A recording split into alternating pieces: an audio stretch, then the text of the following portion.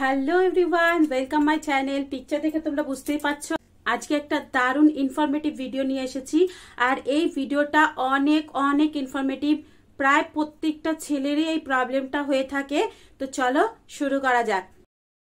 ছেলেদের যে নান্না আছে তার উপরে একটা স্কিন থাকে। এই স্কিনটা কখনো কখনো প্রচন্ড ড্রাই হয়ে যায়, ফেটে যায়, কেটে যায়, ব্লাড বেরোয়। কেন? এমনকি শুধু ছেলেদেরও না, মেয়েদের বিয়ের মধ্যেও কিন্তু এই সমস্যাটা হতে পারে। সেটার যে আউটার লিপটা আছে সেটাও কিন্তু প্রচন্ড ড্রাই হয়ে যায়, ফুলে যায়, অনেক ইচিংও হয়। ছেলেদের এই যে উপরের পোর্শন আছে এখানে তো এরকম এরকম করে কেটে যায়, ফেটে যায়, দানা দানা দানা দানা আসে। এমনকি তাদের যে স্কিন আছে সেটারও এরকম স্কিনটা থাকে, স্কিনের উপরে এরকম করে করে ফেটে যায়। আর প্রচন্ড ভয়ানক স্মেল আসে, তার থেকে কষ বেরোতে থাকে। আর কিন্তু কখনো কখনো এটা থেকে রক্ত বেরিয়ে যায়। ওই যে স্কিনটা থাকে ওটা পুরো ড্রাই হয়ে যায়। যখন এই স্কিনটা এরকম ড্রাই হয়ে যায় তখন তাদের টয়লেট করতে অসুবিধা হয়, এমনকি তাদের ইন্টার করতেও প্রচন্ড অসুবিধা হয়। টয়লেট করছে তখন তো জ্বালা করছেই, এমনকি যখন তারা ধোয় তখন এই যে মাথাটা আছে এই মাথাটা আর এই স্কিনটা উপরে একদম অসহ্য যন্ত্রণা করে, মনে হয় কারেন্টের মতন শক লাগছে। অনেক দিন থেকে এরকম হচ্ছে, কোনো অয়েলমেন্ট লাগাচ্ছি, কত মেডিসিন লাগাচ্ছি, কত পরিষ্কার করছি, কিন্তু ঠিক হচ্ছে না। ঠিক হচ্ছে কিন্তু আবার সেম হয়ে যাচ্ছে। কেন হয়?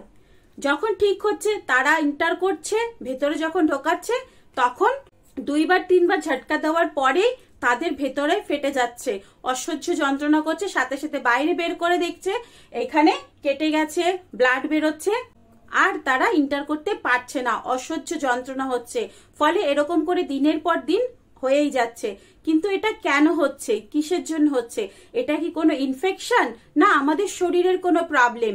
আজকে আমি ভিডিওতে ফুল ডিটেলে বলতে চলেছি, তাই ভিডিওটা অনেক ইনফরমেটিভ।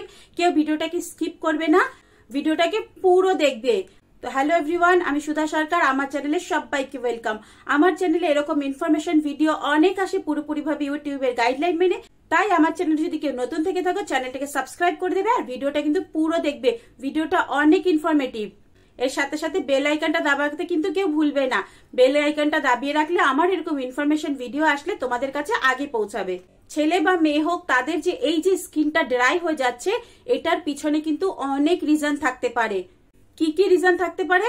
ফার্স্ট রিজন হচ্ছে ঘর্ষণ। যদি কেউ তাদের ইন্টিমেট এরিয়াকে সাবান দিয়ে ক্লিন করে, সাবানের মধ্যে কি থাকে? কেমিক্যাল থাকে। সাবানের যে ফোম থাকে সেটার মধ্যে কেমিক্যালের ফলে সেটা দিয়ে যখন ধোয়া হয় একটু পরে প্রচন্ড ড্রাই হয়ে যায়। আর তার সাথে সাথে তাদের যদি সোরিয়াসিস থাকে, সোরিয়াসিস কি? সোরিয়াসিস হচ্ছে একটা রোগ। এটা এমন একটা রোগ যেটা কিন্তু মানসিক চাপ আর ঠান্ডা লাগার থেকে হতে পারে। এটা মাথার স্কাল্পে, হাতের কুনুইতে, হাঁটুর মধ্যে, পিঠে এরকম জায়গাতে বেশি দেখা যায়। এই রোগটা এমন, দেখলে মনে হবে এর উপরে খুশকি জমা হয়েছে আর প্রচন্ড পরিমাণে ইচিং হচ্ছে। যদি কারোর এই সোরিয়াসিসের প্রবলেম থাকে তাহলে তাদের এই নান্নার উপরে ঘষা লেগে লেগে এই প্রবলেমটা কিন্তু দেখা যায়। তার সাথে সাথে তাদের যদি ডায়াবেটিস থাকে তাহলে কিন্তু এটা অনেক বড় কারণ হয়ে যায়। যদি কারোর এই সোরিয়াসিসের প্রবলেম থাকে তাহলে কিন্তু তাদের এই নান্নার উপরে ঘষা লেগে লেগে এরকম ড্রাই হয়ে যায়, কেটে যায়। তার সাথে সাথে যদি তাদের আবার ডায়াবেটিস থাকে আর তারা যদি সস্তার কেমিক্যালওয়ালা সাবান ইউজ করে তাহলে কিন্তু তাদের এই স্কিনটা ফেটে যায়, ইন্টারের সময় রক্ত বেরোতে থাকে, তারা ঠিকঠাক ভাবে ইন্টার করতে কখনোই পারবে না। যদি তাদের ভালো হয়েও গেল, তারা ইন্টার করতে গেল, 2-3 বার ধাক্কা দিল না দিল, ফেটে রক্ত বেরিয়ে গেল, তখন যদি মেয়েদের লিকুইড তাদের ওখানে লাগে তাদের কিন্তু অসহ্য যন্ত্রণা হয়, ইরিটেশন হয়, ইচিং হয়, তারা কিন্তু ঠিকঠাক ভাবে ইন্টার করতে পারবে না। সাথে সাথে তাদের ওই জায়গাটা কিন্তু, এই যে উপরের যে জায়গাটা আছে এটা কিন্তু ফুলেও যাবে। সেকেন্ড কারণ হলো প্রোস্টেট গ্ল্যান্ড। যদি কারোর প্রোস্টেট গ্ল্যান্ডে ইনফেকশন হয়, প্রোস্টেট গ্ল্যান্ড ফুলে যায়, প্রোস্টেট গ্ল্যান্ড বড় হয়ে যায়, তাদের যদি ইউরিন ধরে রাখার ক্ষমতা কমে যায় তাহলে কিন্তু তাদের এই সমস্যাটা হতে পারে। কারণ প্রোস্টেট গ্ল্যান্ড যে লিকুইডটা প্রোভাইড করে তার মধ্যেও ইনফেকশন এসে যায়। আর যখন ইউরিন ধরে রাখার ক্ষমতা চলে যায় তাহলে কিন্তু এই সমস্যাটা হতে পারে। কারণ প্রোস্টেট গ্ল্যান্ড যে লিকুইডটা প্রোভাইড করছে তার মধ্যে ইনফেকশন হচ্ছে, আর ইন্টারের সময় ওই লিকুইডটা বেরিয়ে লিকুইড বাইরে এসে তার কিন্তু এই মাথাতে ইচিং হচ্ছে, র্যাশেস হচ্ছে, জ্বালা করছে, ফেটে যাচ্ছে, সাথে সাথে কিন্তু রক্ত বেরিয়ে যাচ্ছে। যদি এই প্রোস্টেটের কারো সমস্যা থাকে তাহলে কিন্তু তাদের এই প্রবলেমের সাথে সাথে তাদের যে বীর্যটা আছে সেটারও কিন্তু কালার চেঞ্জ হয়ে যাবে। নর্মালি বীর্যের কালার থাকে হালকা হোয়াইট, কিন্তু যখন এই সমস্যাটা হয় বা প্রোস্টেটের কোনো সমস্যা হয় তখন কিন্তু সেই লিকুইডের কালার কিন্তু চেঞ্জ হয়ে যায়, হালকা হলুদ হয়, কখনো কখনো গাঢ় হলুদ হয়ে যায়, আবার কিন্তু হালকা গ্রিনিশ কালারও হয়, কখনো কখনো এটা কিন্তু লাল রঙেরও আসতে পারে। তো যদি দেখো তোমাদের এই স্কিন ফেটে যাচ্ছে, এই জায়গাটা ফুলে যাচ্ছে, ইচিং হচ্ছে, র্যাশেস হচ্ছে, আর এটা দীর্ঘদিন থেকে হচ্ছে, তার সাথে সাথে তোমাদের যে লিকুইড আসছে সেটার কালার চেঞ্জ হয়ে যাচ্ছে, গ্রিন কালার হয়ে গেছে, না হলে ইয়েলো হয়ে গেছে, না হলে রেড হয়ে গেছে, তাহলে বুঝবে এটার মেন কারণ হচ্ছে প্রোস্টেট গ্ল্যান্ডের সমস্যা। তো তখন এদিক ওদিক কোথাও না দেখে সোজা ডক্টরের কাছে চলে যাবে। এছাড়াও মূত্রনালীর প্রবলেম, মূত্রাশয়ের প্রবলেম, ইউরিন ইনফেকশন হলেও কিন্তু এরকম হতে পারে। এছাড়াও কোনো মহিলা পার্টনারের সাথে ইন্টিমেট করার সময় যদি তার এসটিআই থাকে, সেক্সুয়াল ট্রান্সমিটেড কোনো ডিজিজ থাকে, তাহলে কিন্তু তার স্রাব আপনার এখানে লেগে এই ইনফেকশনটা হবে। এছাড়াও থার্ড কারণ হচ্ছে ভিটামিন। ভিটামিন আমাদের শরীরে স্কিন রিপেয়ারের অনেক গুরুত্বপূর্ণ একটা ভূমিকা পালন করে, আর শরীরে যদি এই ভিটামিনের কমি থাকে তাহলে স্কিনের এরকম প্রবলেম তো হবেই। এই নান্নার উপরে যে স্কিনটা থাকে তার উপরে একটাই ক্যারাটিন লেভেল থাকে, যদি ভিটামিনের কমি হয় তাহলে এখানের ক্যারাটিন লেভেলটা সরে যায়, তার সাথে সাথে এই যে স্কিনটা আছে এই স্কিনের মধ্যেও কিন্তু প্রবলেম হয়, ফেটে যায়। এই ক্যারোটিন স্কিনকে ভালো রাখতে সাহায্য করে, আর যখনই ভিটামিনের কমি হয়ে যাবে তখনই এই যে স্কিনটা আছে ইন্টার করার বা ওয়াশ করার পরে ওর যে স্কিনটা আছে ওটা সরে যাবে, সরে গেলে কি হবে ওই জায়গাটা লাল ফুলে যাবে, আর ফুলে গেলে ইচিং হবে, ইরিটেশন হবে, র্যাশেস আসবে, দানা দানা দানা দানা হয়ে যাবে, এমনকি তার যে বাইরের এই যে স্কিনটা আছে এগুলোর মধ্যে কিন্তু ফেটে ফেটে রক্ত বেরিয়ে যাবে, তার সাথে সাথে অনেকটা পরিমাণে ইচিং হবে, আর উপরে যে স্কিনটা আছে সেটা কিন্তু খুশকির মতন হয়ে উপর দিকে উঠে যাবে, আর এগুলো হলে রক্ত বেরিয়ে যাবে আর জ্বালাও করবে। এই যে স্কিনের যে প্রবলেমটা আছে এটা আমাদের ভিটামিন এ, ভিটামিন বি12 এন্ড ভিটামিন বি5 এই তিনটে ভিটামিনের যদি কোনো রকম ভাবে কমি হয়ে যায় তাহলে কিন্তু স্কিনের এই প্রবলেমটা হতেই পারে। তো এখন বলি এই যে সমস্যাটা আছে এই সমস্যার সমাধানটা কি।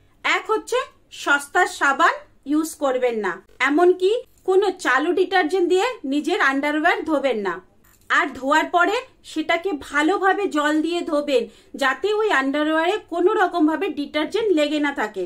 এছাড়াও ধোয়ার পরে ভালোভাবে আন্ডারওয়্যারকে শুকাবেন রোদে, যদিও কোনো ইনফেকশন আপনার ওখানে থেকে থাকে রোদ কিন্তু ওই ইনফেকশনটাকে কিল করে দেবে, তাই ভালো করে নিজের আন্ডারওয়্যারকে রোদে শুকাবেন। অনেকেই আছে অল্প ভেজা থাকলেও সেটা পরে নিচ্ছে, সেটা কিন্তু আপনাদের জন্য অনেক হানিকারক। আর একটা চাড্ডি বেশি দিন পরবেন না, 6 মান্থ থেকে 1 বছরের মধ্যে চেষ্টা করবেন নতুন চাড্ডি চেঞ্জ করার।